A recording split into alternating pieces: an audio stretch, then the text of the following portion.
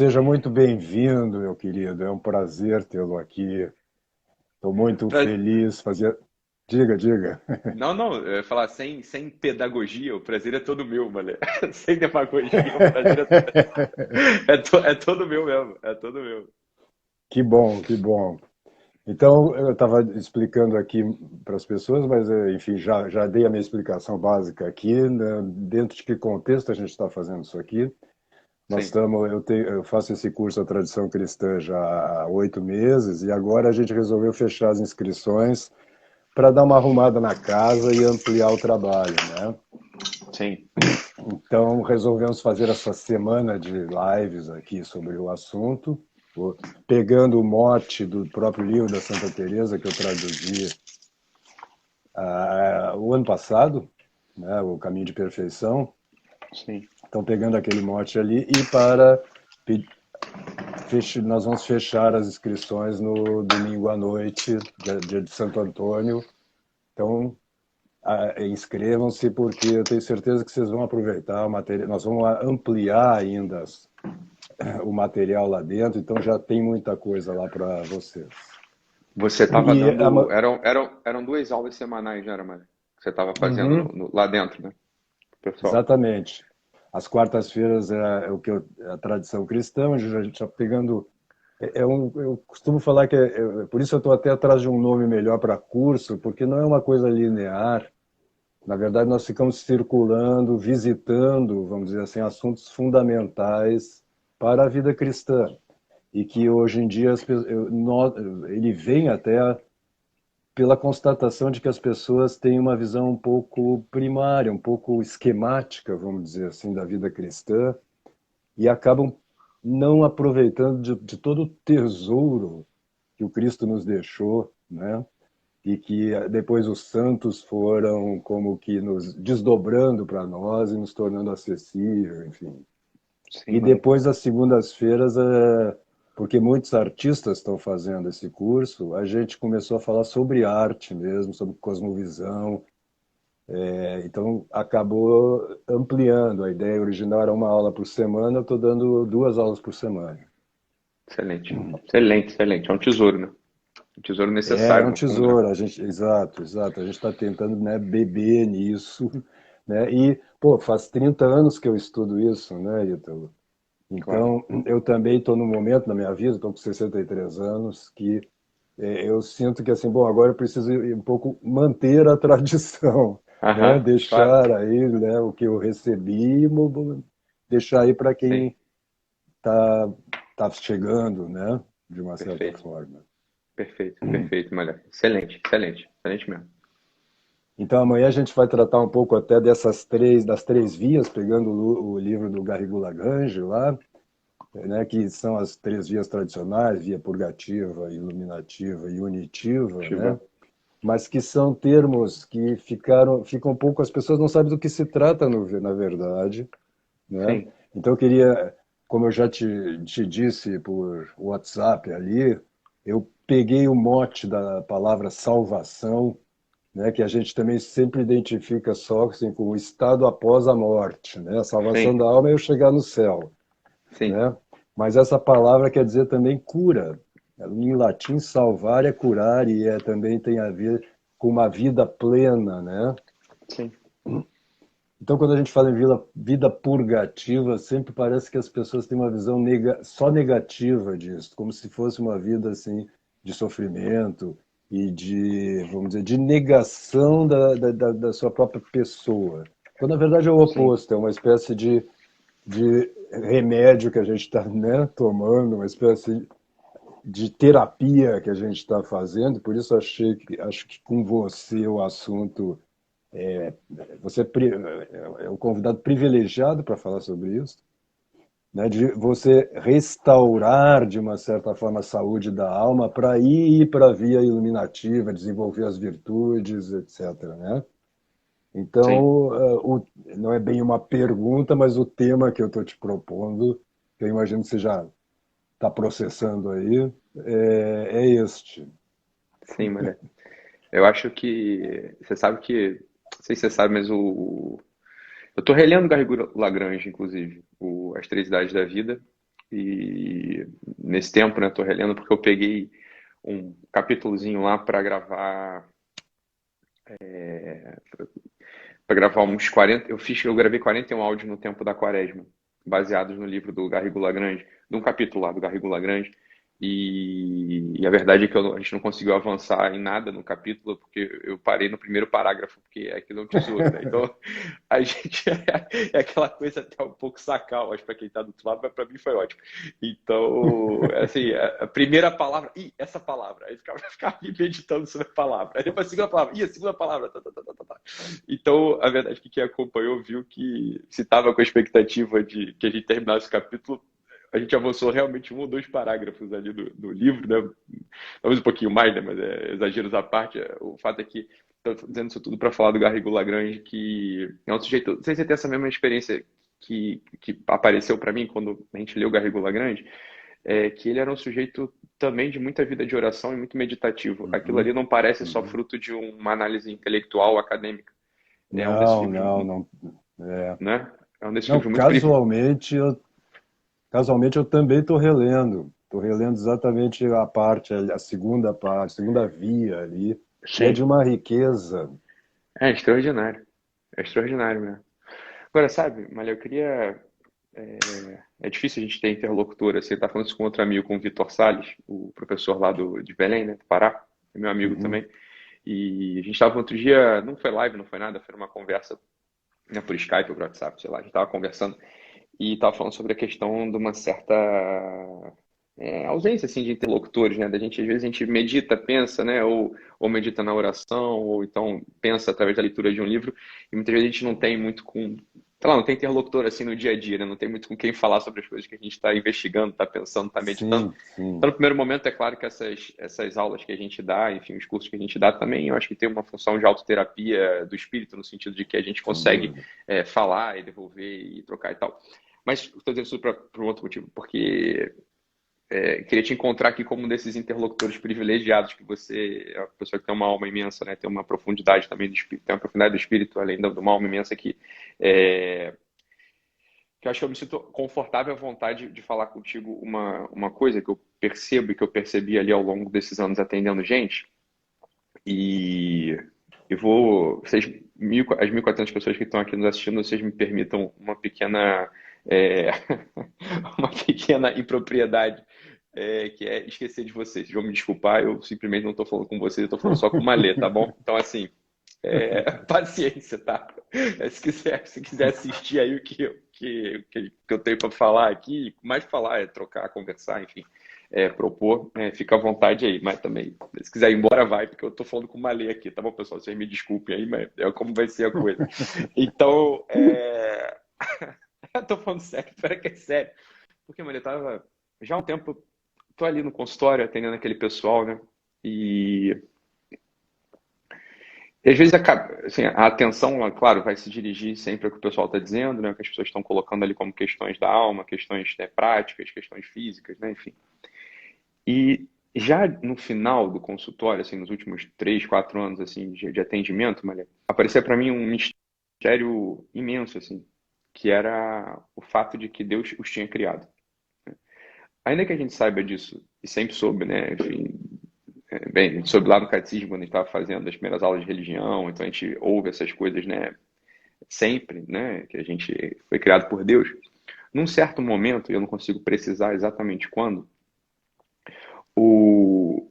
aquelas pessoas com os problemas que elas estavam me colocando com as suas vidas, às vezes não eram problemas, às vezes eram simplesmente coisas que elas estavam dizendo, enfim, histórias que estavam contando, começava a aparecer para mim no primeiro plano, com uma densidade, com, né, um imperativo absoluto, o fato de que elas tinham sido criadas por Deus. E, e bem, as árvores também foram criadas por Deus, né? As pedras também foram criadas por Deus, o rio, enfim, as nuvens. E é evidente que qualquer pessoa mais ou menos sensível, elas percebe que, bem, existe uma diferença entre uma nuvem e eu. Existe uma diferença entre um cachorro e eu. Existe uma diferença entre uma pedra e eu. E isso começou a ficar muito patente nos atendimentos, para mim. E esse é o tal do mistério que eu estava falando, que era o mistério de que, bem, a presença disso começou a ficar impossível de não ser percebida no primeiro plano, e de que Deus os tinha criado a imagem e semelhança dele, também, que é uma outra coisa que a gente sabe, né, pela, enfim, pela teologia, pela revelação, e a própria razão dá conta sobre certo aspecto de perceber isso. Mas o fato é que Deus criou um eu ali, né?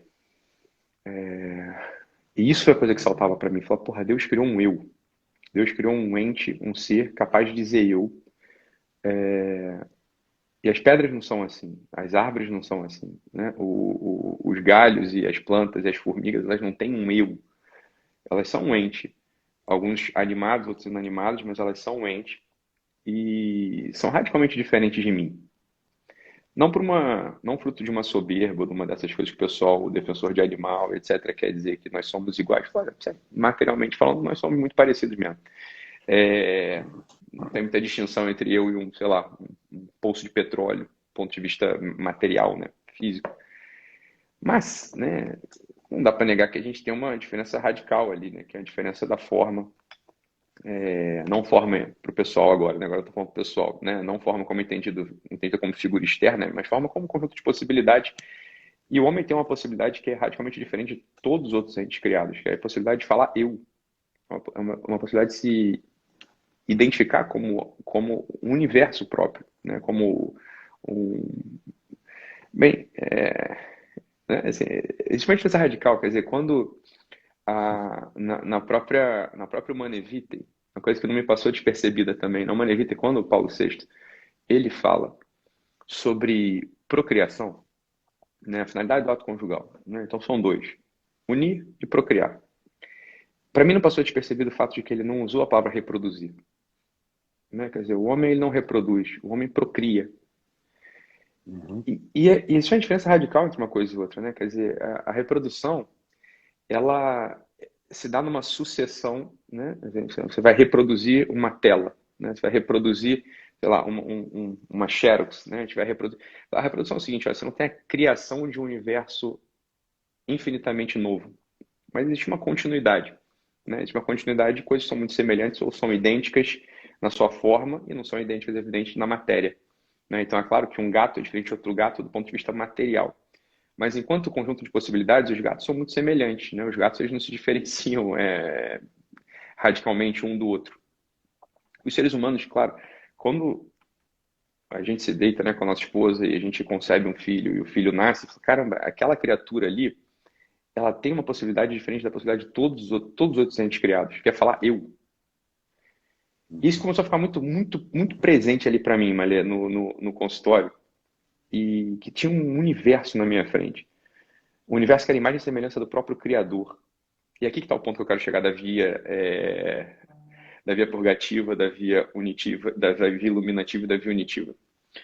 Para mim ficou muito claro, e talvez isso tenha aberto a possibilidade de ter uma empatia profunda com os erros e com os pecados e com os desvios dos outros. Ficou muito claro o motivo pelo qual está escrito também que o justo peca 70 vezes, peca infinita, o justo vai pecar 70 vezes ao dia. É claro que o justo vai pecar 70 vezes ao dia, porque não é moleza carregar o peso de ter uma característica diferente de todos os outros entes criados e semelhante única e exclusivamente a Deus. Né? Deus é o eu sou em si. Né? Ele é o eu sou, ele é o eu por excelência, ele é o eu em si.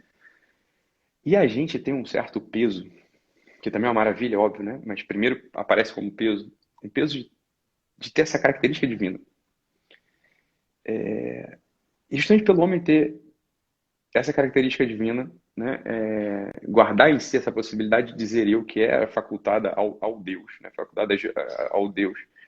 É evidente que a gente vai ter muitas confusões ao longo da nossa história e a conquista de uma união, de uma iluminação, vai ser de fato um percurso que só vai poder ser conquistado mediante muito esforço. Não é o que pode ser dado, como quem diz, naturalmente, feito um gato salta de telhados em telhados naturalmente, feito um tatu-bola rola naturalmente, feito uma pedra se decompõe naturalmente, feito um rio corre no seu leito naturalmente. O homem só vai poder chegar a purificar, a purgar o modo próprio de ser eu e de dizer eu mediante muito esforço. E esse drama começou a ser muito sentido por mim. Diante, óbvio, em primeiro lugar, diante da minha própria vida. Falar, porra, né? Eu sou eu. Né? Eu sou um eu.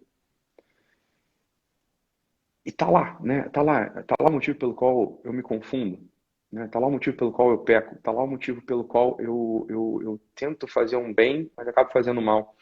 É, porque é como se fosse uma dificuldade diária de conseguir encontrar esse eu próprio, que não é o eu divino, que é o que nos faz cair na soberba. E por isso também dizem que a soberba é a raiz de todos os pecados, né?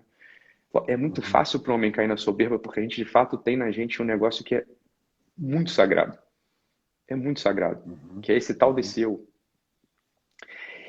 E esse itinerário de purgação, né, depois de união e de iluminação, é um itinerário que vai precisar sempre ter, eu acho, né, em vista essa característica do homem dizer eu, sem se confundir, sem se apropriar propriamente do eu em si, que é Deus, mas encontrar ali uma capacidade de dizer um eu para Deus, um eu para a sua causa final. Né? Então a gente tem uma causa eficiente, que é o próprio Deus, e tem uma causa final, que é o Deus mesmo. Né? Então a gente vem de Deus e, se tudo der certo, a gente vai repousar ativamente na glória desse mesmo Deus. E esse percurso, esse itinerário, ele encontra um eixo horizontal que é justamente essa instalação material e formal do homem que vai se confundindo dia após dia e vai, às vezes se confunde no sentido de achar que é um eu em si e nós tornarmos ou muito soberbos e logo materialistas e hedonistas, porque a gente está criando, a gente acha que esse universo que a gente criou ao nosso redor é o próprio universo. Ou a gente vai ter as dificuldades daquele jeito que, bem, entende que não é bem assim que a coisa anda, que não é assim que a coisa marcha, mas encontra muita dificuldade nesse itinerário, porque, que é uma coisa que o Garrigou Lagrange fala também, ele não fala assim, né? Ele é muito mais genial do que eu estou falando de modo confuso e pouco elaborado. Mas é isso, assim, são as dificuldades próprias das almas que progridem. E quando a gente vai lendo nos capítulo a capítulo do Garrigou Lagrange, a gente vai vendo que, assim, que bom que você progrediu, né? No entanto, você tem muitos desafios e maiores. E não tá ganha a coisa, né? Mesmo nas almas que entram na via unitiva, fala, olha, a coisa pode desandar, né? Então, todo aquele capítulo magistral dele sobre a noite escura da alma para os já avançados, claro que aquilo ali é um desafio imenso, né? É claro que é um desafio imenso para eles, não dá para imaginar que sujeitos que entraram na via unitiva, na via iluminativa, já estão salvos, porque a salvação, ela é um processo de aquisição de saúde, né? Como a gente falou, e essa saúde de um dizer bem esse eu, de narrar bem esse eu, de encontrar esse eu para e não desse eu em si, e que até o último segundo a gente pode perder essa saúde e, portanto, perder a salvação. Não sei se eu me fiz entender, Malê, e queria te ouvir um pouco sobre Sim. essa coisa, né?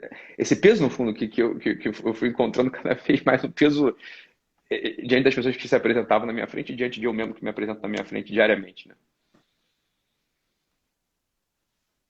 Não, você fez entender sim, eu acho assim, de fato é uma carga que a gente tem algo a ver com a própria carga da cruz, né? Essa ideia de que você tem uma determinação e ao mesmo tempo, como a cruz não está fechada, né? Sempre há o risco da gente. Eu sempre gosto de dizer que assim uma das nossas confusões. Você falava que, né, que a gente é confuso. Você mesmo diz, eu estou confuso agora, né? Dizendo isso aqui, mas acho que uma parte da nossa confusão, e eu vejo isso muito presente na nossa mentalidade hoje, é essa busca de ter, quando a busca do próprio eu se torna uma espécie de busca da imagem do eu. Eu tento, quando eu quero, se eu quero buscar o meu eu interior, eu começo a tentar me olhar, quando isso é uma impossibilidade absoluta. Não é? Porque toda vez que eu estou tentando me olhar, quem está me olhando? Sou eu mesmo. Então, eu não posso me desdobrar. Né? Ou seja, dito de outra forma, eu não sou uma coisa. Né? Eu sou um ato. Eu sou alguém. Eu sou um eu, como você colocou. Né? E eu tento me procurar. Quando eu me volto em busca de mim mesmo, quando eu quero me encontrar, eu tento encontrar uma coisa. Eu tento encontrar, eu tento captar, vamos dizer assim, a minha imagem, sendo que a minha imagem, por definição, não sou mais eu, não é mais eu, né? Por isso esse voltar-se, que é uma coisa sobre a qual você insiste muito, né? Na ideia de serviço, na ideia de amor, de voltar-se para o outro, esse, o voltar-se para o próprio Deus antes de tudo e para os outros, é de fato, aí sim eu não é nem me aproximar, porque não tem como eu me aproximar de mim mesmo, né? É eu tomar posse deste eu como um ato que está sempre se dando, sempre se fazendo. É quase como se, quando eu não ajo, não no sentido mais exterior da ação física, mas quando eu não estou vivo, em ato, de uma certa forma eu desisti da existência. Eu coloquei entre parênteses a existência naquele momento. Eu descansei de mim mesmo, vamos dizer assim, né?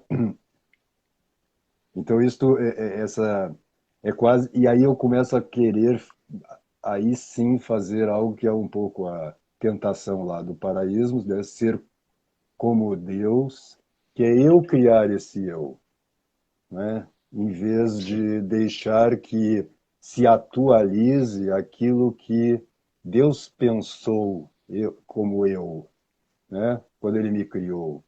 De fato, esse ponto, né, da gente hoje é difícil da gente se colocar nesse lugar, né, da criatura, porque essa criatura acaba sendo sempre para nós, talvez por esse ambiente excessivamente materialista, exterior, no qual a gente vive, essa escapa-nos, né? Que ser criatura é a nossa glória também, né? Quer dizer, quanto mais você deixar Deus realizar a sua ideia, né?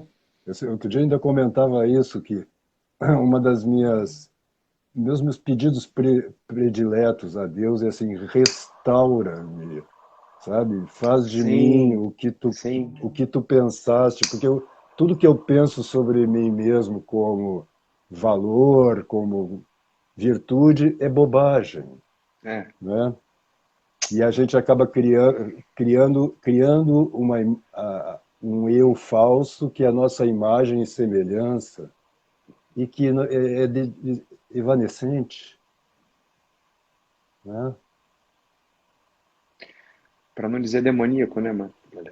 Para não dizer demoníaco. É uma revolta no fundo, É né? uma revolta no fundo. É, assim, é como se a gente dissesse para Deus: olha, esse eu que você criou aí tá muito legal, mas eu tenho É, uma ideia melhor. é, Eu acho que eu tenho uma, né? Eu vou fazer uma proposta. é aquela coisa assim, né? Quem tem o conhecimento do bem e do mal sou eu, né? Exatamente, Que é a coisa da exatamente. serpente, né? A coisa da serpente. Fala, olha, não, não, tá bom, mas quem tem o conhecimento do bem e do mal sou eu. Deixa eu refazer, deixa eu tomar posse disso aqui interiormente, deixa que eu faço, né? É, É isso, acho que era isso que a coisa que a gente estava dizendo do eu para, né? Quando a gente tenta buscar esse eu, já há um tempo, né, Maria? O pessoal fica, quando a gente comecei a falar as coisas aqui, o pessoal fala, ah, que legal, né? Então você é um coach, né? E qualquer coisa para o autoconhecimento, eu falo, olha, é que eu não acredito nesse negócio de autoconhecimento muito, assim, desse jeito que o pessoal está falando, né? Essa que é a coisa, porque isso pode se tornar uma obsessão, o que é que você estava dizendo? Isso pode se tornar uma obsessão demoníaca, no fundo, né? Que é uma impossibilidade mais do que uma obsessão. É uma obsessão, mas é uma impossibilidade também, né? Foi o que você falou, olha. É que a gente pode se conhecer enquanto se a gente, né, faz uma conversão, faz uma volta do nosso olhar para a gente mesmo. A gente só vai pegar da gente aquele aspecto de objeto. O aspecto de agente, a gente só consegue aprender quando a gente não está se olhando, mas quando a gente está para. claro. Então é claro que é uma impossibilidade. Bem, ok, a gente pode se converter para a gente, se verter, né, se volver para a gente ficar se olhando, para se autoconhecer. Bem, tá bem, você vai conhecer o aspecto menos humano do que você é. Você vai conhecer o aspecto coisa. A gente tem essa dupla natureza Uhum, também. uhum, E o aspecto próprio do homem, que é o aspecto de eu, ele se dá na medida que a gente age, é o que você estava dizendo. Né? Mas é um agir, e aqui que eu acho que é o problema da história toda. Que se por um lado é isso, por outro lado também não é Deus. Deus age de um modo próprio, né? Então, o que Deus quer é, o que Deus pensa é. E a gente tem uma frustração, né? Porque né, num certo momento da vida a gente tem uma frustração de que as coisas não são assim, né? Existe um outro próprio do agir humano. E parece que aqui que está a dificuldade do caminho bem, de ascensão do espírito. Qual que é esse próprio do agir humano? O que é um agir humano para? Não, o que é um agir humano para Deus? O que é uma tendência das nossas ações, dos nossos afetos, dos nossos atos, é, que põe a gente nesse mesmo trilho? E, claro, a gente vai olhar para o que os santos falaram para a gente acerca desse assunto, né? Então, qual que foi o itinerário traçado por eles? Como que eles encontraram esse agir para, né? Agir para Deus, agir para fora, né? Agir para o outro, né? Agir para o irmão, para a igreja e não para si. E ainda assim, Malê, confesso, ainda parece uma coisa dificultosa, porque ainda que exista o modelo Santa Teresa, o modelo São José Maria Escrivá, o modelo Padre Pio, ele é um eu-ele, e eu sou um eu-eu. A Uhum. santidade, nesse sentido, me parece que ela é sempre uma inovação. Sim. Ela é sempre uma inovação. Claro, existe um denominador comum, mas o problema está no numerador, né? Assim, como é que eu. É, tudo bem, tem um denominador comum. O problema sou eu que sou o numerador Sim. dessa equação aí. Como é que eu, Ítalo, com essa minha cabeça, com esse minha história, com esse meu passado, com essa minha projeção de futuro, com a minha família, as coisas que eu já pensei, que eu já vi, que eu quero e que eu não quero, como é que eu torno presente essa inovação à minha vida? E aqui está o desafio, eu acho, né, Maria?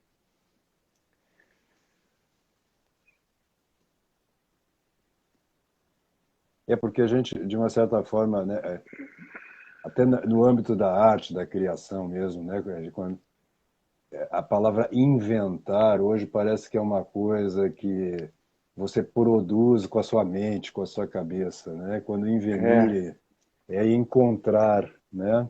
Sabe é isso aí a a gente está falando. parábola do homem que encontrou um tesouro no seu terreno, né? E aquela tem uma fábula antiga também, que é que eu acho que o Jorge Luiz Borges até também tem um conto que é inspirado nisso, em que alguém vai estar procurando um tesouro, sonha que há um tesouro numa determinada cidade, aí ele viaja até essa cidade atrás do tesouro, e enfim, lá ele descobre, aí ele encontra alguém lá que diz, eu tive esse mesmo sonho também, de um tesouro que está numa casa assim, assado e cozido, e o cara percebe que ele está descrevendo a casa dele, ele volta para casa e encontra lá o seu tesouro, né?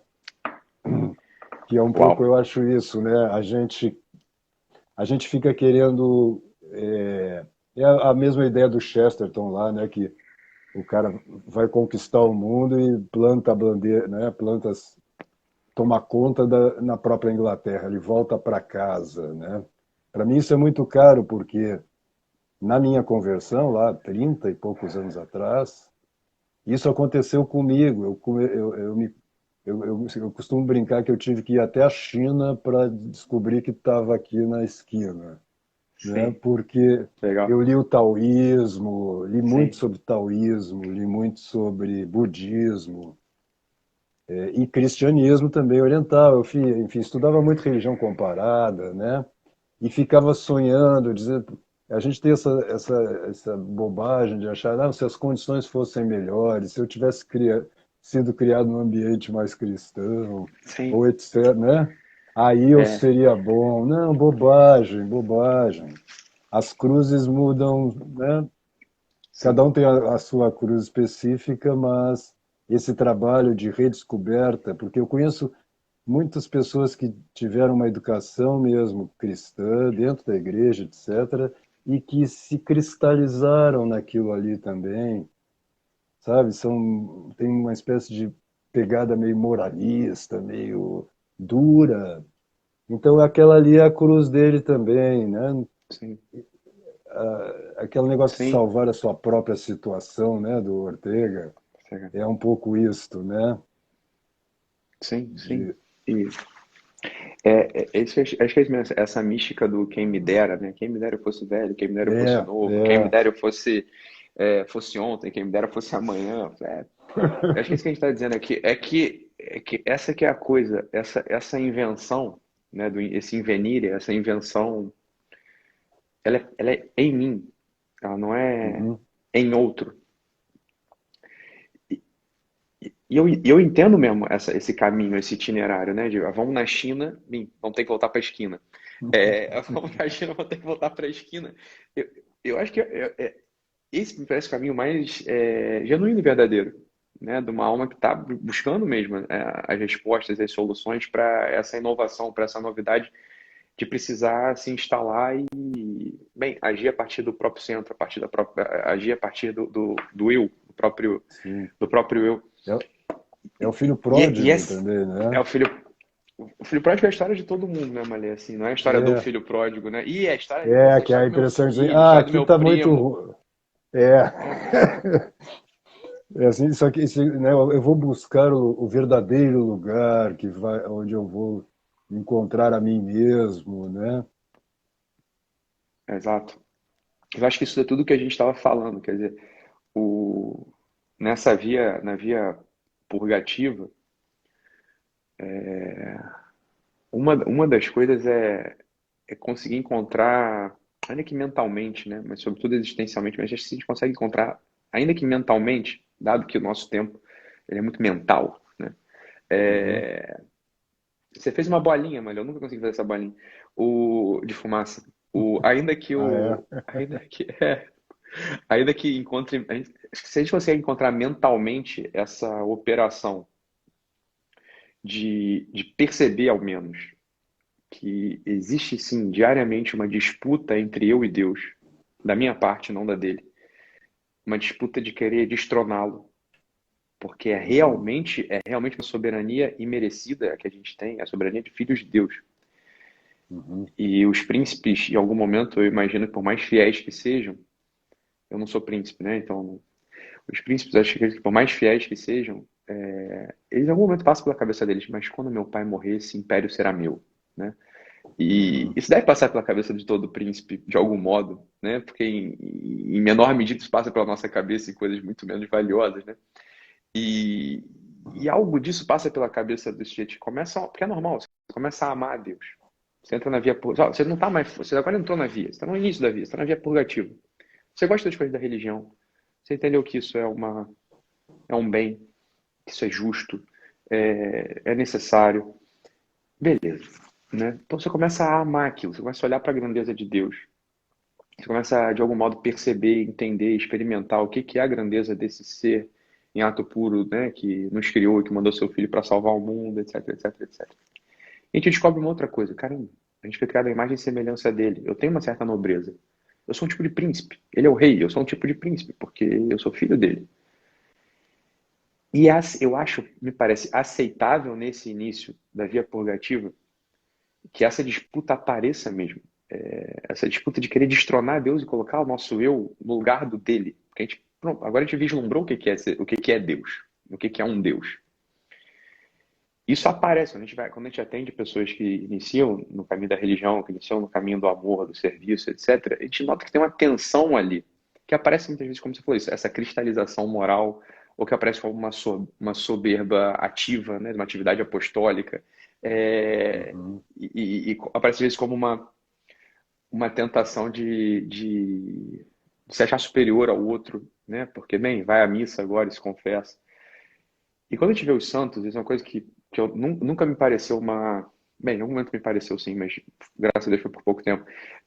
Uma falsa modéstia dos santos quando chegam no final da vida e falam sobre eles mesmos, que eles não fizeram mais do que estorvar, de que eles são pequenos e de que isso dito por um santo faz um sentido, faz um baita de um sentido, né? Porque ele já percorreu essa via toda, né? Acho que ele já percebeu aquela Sim. disputa dele inicial de uma certa soberba, uma percepção de ser privilegiado e, portanto, estar por cima de tudo, mas perseverou nesse caminho e conseguiu entender o seu tamanho inserido no tamanho de Deus. E aí, obviamente, tudo fica muito claro, né? Quer dizer, não fez mais do que estorvar mesmo, né? Não não fez mais do que estorvar e pela misericórdia e pela graça, né? Por não colocar um obstáculo entre ele e a graça, a coisa se perfez, né? No melhor sentido do termo. Mas pra gente, pra mim, pelo menos, Malha, essa aí, e pra mim, para as pessoas que eu atendo, essa ainda é uma disputa que tá em cartaz, tá em tela, tá vigorando, que é a disputa de amar de modo perfeito. Claro, quando o sujeito ama de modo perfeito, beleza, ele está na via iluminativa, né? E o amor dos iniciantes, ele é um amor imperfeito ainda, mas é amor. Não sei se você concorda, assim, Sim, sim, é um amor ainda, é um sim, amor possível, né? Para aquele sim. momento. Isso é uma tentação que aparece muito nesse momento aí, né? De a gente querer já estar lá diante, de uma certa forma, é isso, né? Já ter percorrido todo o caminho.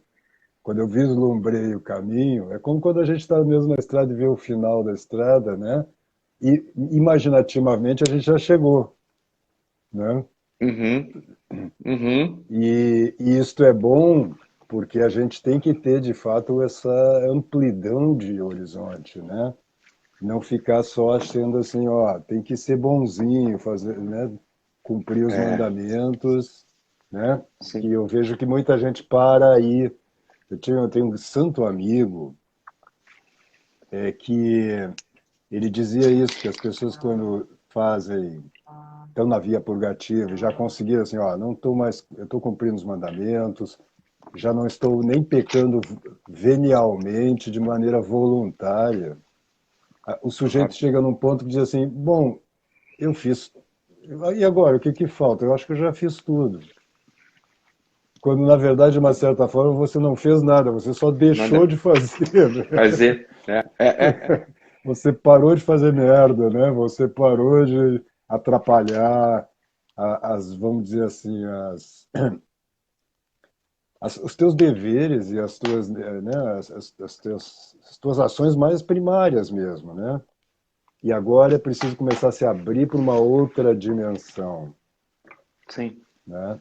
Mas ao mesmo tempo, é como você dizia, há um risco aí de já querer estar lá e negar essa grande transformação que já aconteceu quando você de fato botou os pés dentro do castelo, como diria Santa Santa Teresa, né? Teresa, Você né? atravessou o limiar, né?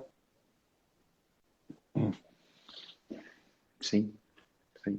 Santa Teresa tem uma frase que lá está lá no meio do caminho de perfeição, em que ela diz para as suas filhas espirituais que o que é preciso fazer, ela chega a dizer, eu até abri aqui para ler para ti, porque ontem, ontem eu fiz uma live sobre o caminho de perfeição, sobre o livro, né, que eu traduzi, Sim, e eu vou te mandar esse livro até, porque tá. é uma tradução do primeiro manuscrito, é uma tradução inédita no Brasil, porque Excelente, sempre mano. se Excelente. traduz o segundo manuscrito, né, que já foi reestruturado um pouco para publicação. E neste a gente tem a voz de Santa Teresa mesmo assim, direto com as irmãs, Sim. falando com as suas filhas espirituais, né? E aí, então, depois da live, a gente continuou um pouco com os alunos assinantes do curso, e eu li esse texto lá. E eu digo, putz, podia até ter lido na live. Então, aproveitar para fazer isso Fazer agora, aqui, né? porque é o momento que ela diz, né, que para começar, né, é necessária uma grande e muito determinada determinação. Nação. E aí ela diz, de não parar nunca. Cadê? Peraí, perdi. Aqui. De não parar até chegar a ela, ou seja, a fonte de água viva, né, que é a imagem que ela está usando. Venha o que vier, suceda o que suceder, trabalhe o que trabalhar, murmure quem murmurar, quer se chegue lá, quer se morra no caminho, ou não se tenha coração para os trabalhos que há nele, quer se afunde o mundo. Ou seja, eu vejo que a gente fica sempre protelando esse momento, que é um ato da vontade, que na verdade é muito simples, que é assim, não, que é um pouco aquela expressão que eu acho que José Maria dizia, né? Hoje eu começo uma determinada determinação e não voltar atrás disso. Parece que esse ponto aí nos é muito difícil de alcançar porque a gente fica pensando nas nossas coisinhas, né? Assim, putz, mas aí, né, a gente fica pensando no que perde em vez de lembrar do que ganha, né? Do Sim, próprio Cristo, do próprio fonte de água viva, exato. né? Exato, exato. Só um detalhe, Malê, antes de falar sobre. Eu tenho uma amiga que musicou essa parte de Santa Ah, Teresa. é? Ficou lindo, lindíssimo, lindo, lindíssimo. Assim, é uma coisa, ela era uma consagrada, ela é uma consagrada e com um talento musical extraordinário e, enfim, fez uma composição, melodia, enfim, adaptação do texto para a música, foi muito bonito mesmo. E essa muito determinada determinação que, graças a Deus que tem isso, né? Eu acho, graças a Deus que tem isso, porque eu acho mesmo que isso é a coisa que faz com que a gente baixe um pouco a bola. Não sei, em que medida? Naquela medida que a gente está falando no início, de colocar a gente no nosso lugar, né? Para Deus a vontade e o ato, eles se identificam, né? Uhum, Né? Fiat está feito, né? Assim, eu quero uhum. que se faça a luz está feita. Eu quero que se faça os céus e a terra estão feitos, os luminares estão feitos e, enfim, está feito.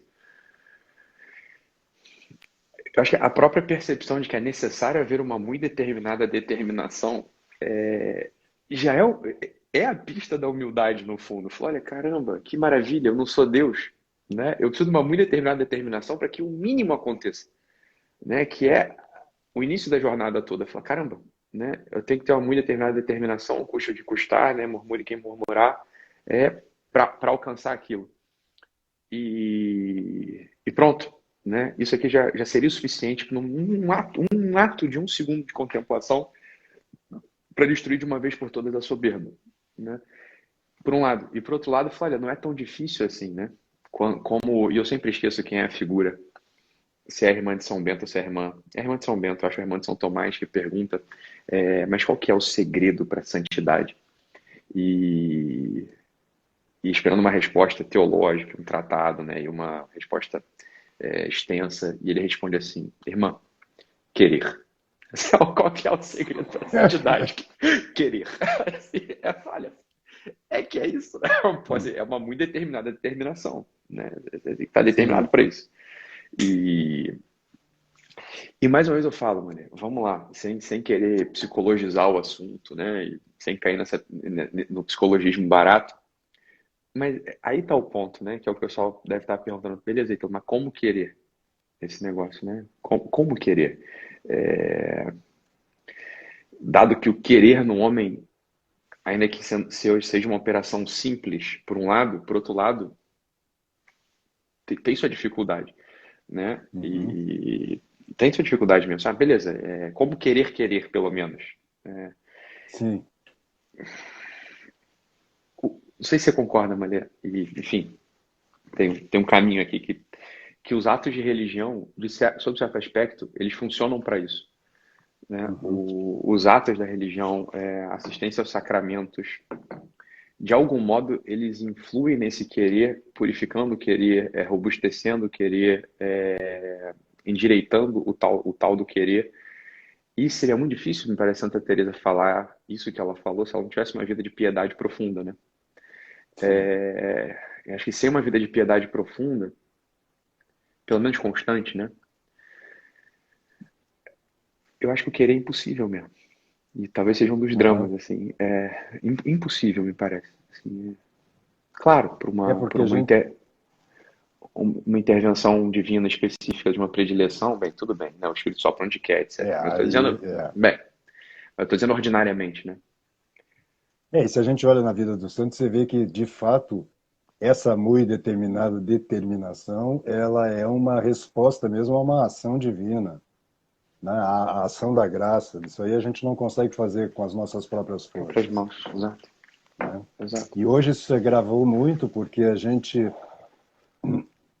você deve, eu imagino que você concorde comigo, até na tua prática de consultório deve ser muito forte isso aí, né? Nós não fomos educar, a nossa vontade não foi educada, e nós não educamos também de nossa parte, tá, né?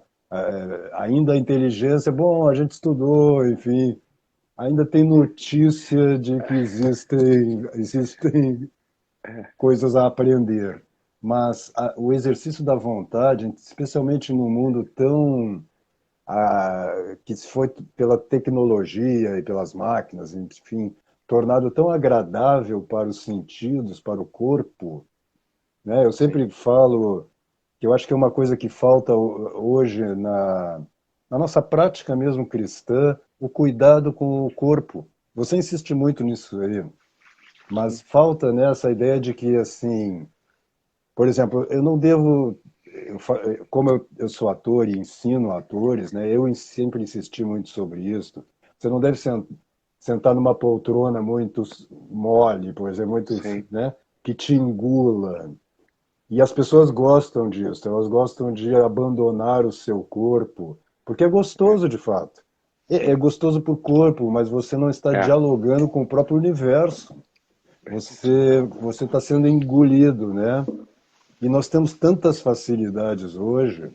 Para ir na esquina, a gente usa o carro, né? Para ficou um pouquinho quente, a gente já liga o ar-condicionado, Uhum. porque né, nós temos a bebida gelada quando a gente Nada. quer, e Que etc, é, etc, etc. Né? Talvez seja mais importante ainda entender que assim a vida que é uma palavra que soa mal hoje, né? De mortificação, são, né? Ela é um exercício da vontade, né? É como se sim, você estivesse preparando essa determinada determinação, né? determinação.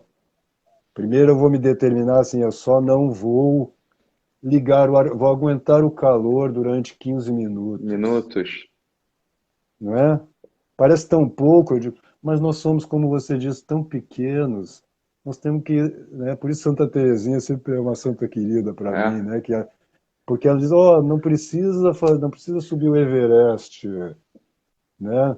Basta você se negar em coisas pequenas que aos poucos a sua vontade vai se fortificando, né?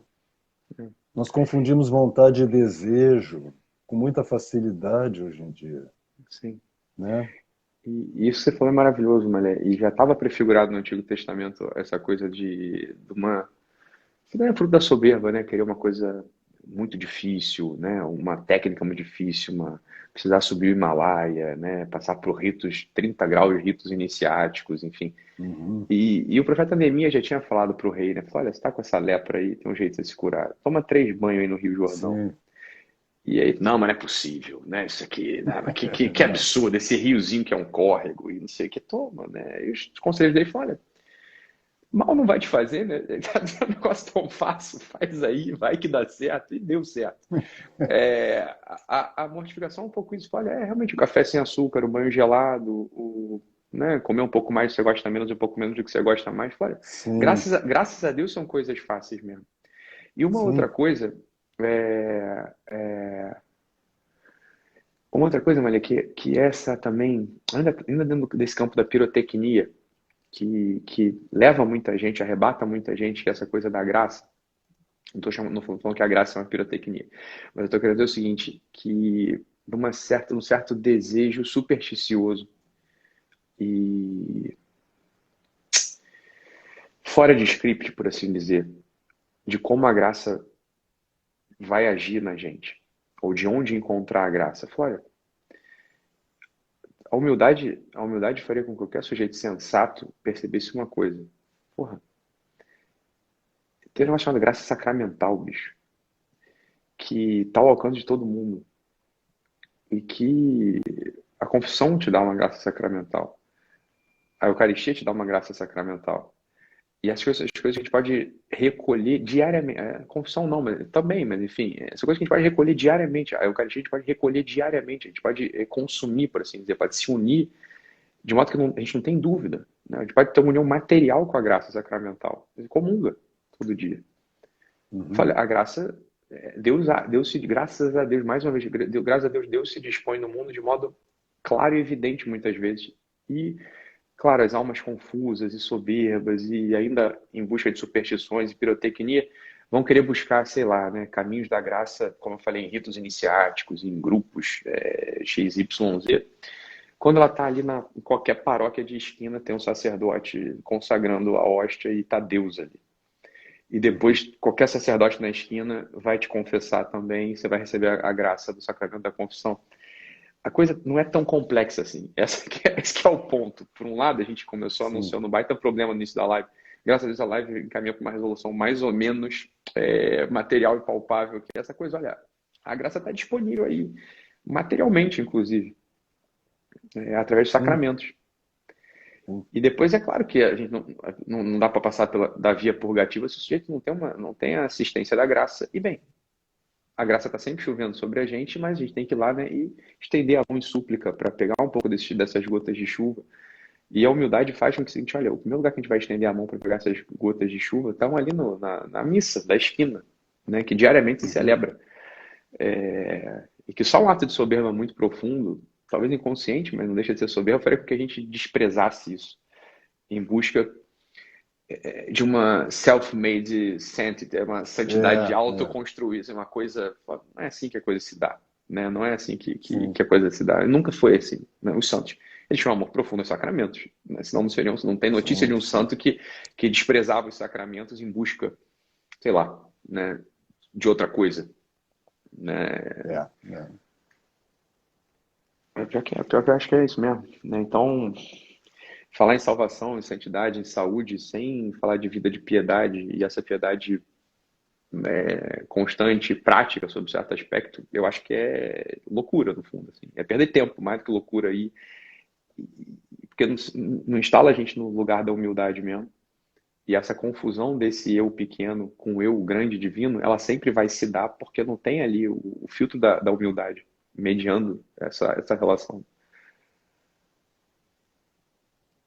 E essa consciência, né, da nossa pequenez, do nosso nada, de uma certa forma, você me lembra aquele versículo, acho que é de um salmo, que diz: um abismo clama por outro Outro abismo, né? Quer abismo. dizer, quanto mais você abre espaço para Deus, que é infinito, mais ele ocupa lugar e mais Sim, ele te conforma, enfim, né? Ele é que está te criando.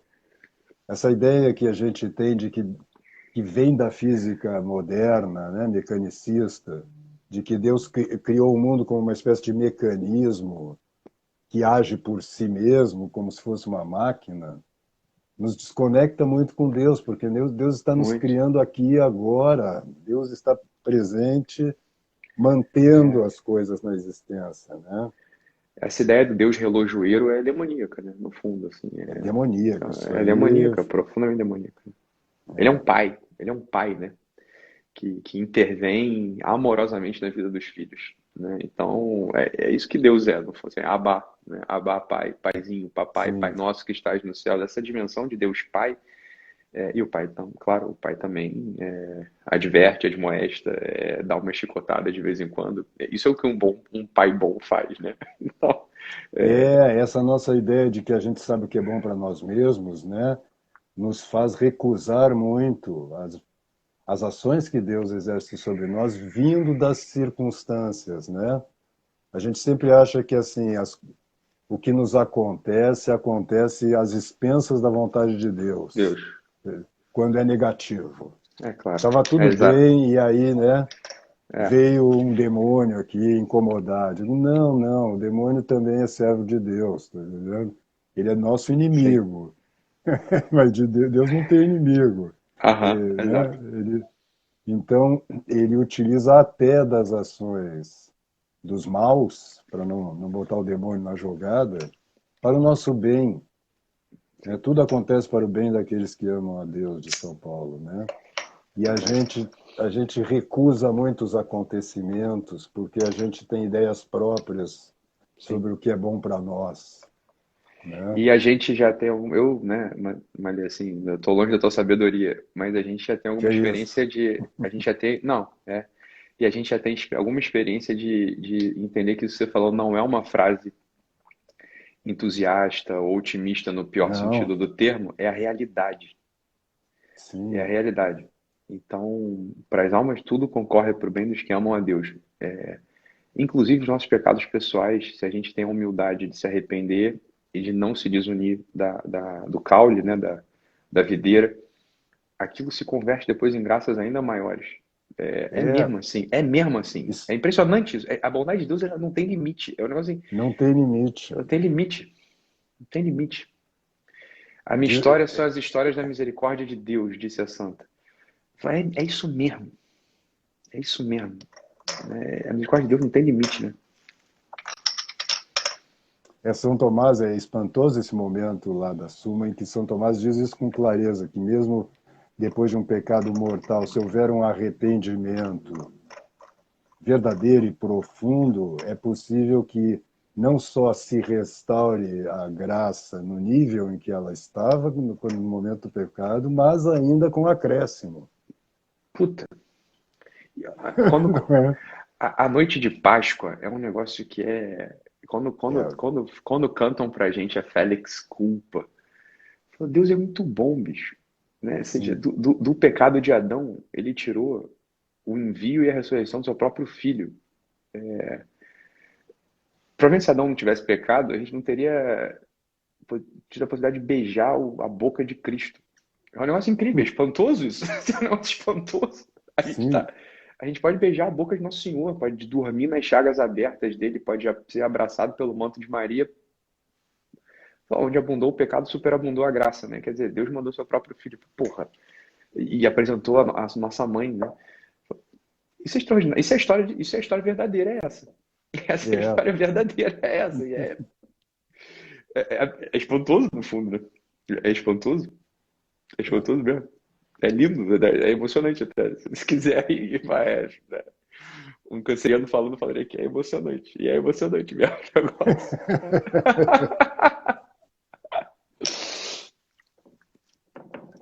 Querido, nós estamos chegando no nosso tempo aqui, já passamos um pouco até, Tá. mas eu não tinha como. Eu tenho uma outra live agora, 10 horas, com o Luiz Henrique. Ah, Eu vou então emendar numa outra vou live. terminando, então. Então, eu te agradeço profundamente. Queria até só dizer que assim, você abriu dizendo uma coisa que eu acho que é fundamental no trabalho que você desenvolve, no que eu estou procurando desenvolver também, que é recuperar a meditação mesmo, de não achar que, né, que a gente tem que ficar pensando muito e não se demorar, né? Você, de uma certa forma, tem feito esse exercício, eu também, do meu jeito aqui, publicamente, mostrando para as pessoas, a gente pega um tema e começa a meditar sobre ele. E isso tem Sim. que ser feito diariamente para que a gente vá caindo na real, não é? Porque a nossa mente é muito dispersa né, nos faz escapar com muita facilidade da realidade. Então, Sim. querido, muito obrigado pela tua Ah, Malê, participação aqui. não fala isso. Foi Eu, uma de verdade, alegria. eu que agradeço muito, muito, muito, muito, muito, muito.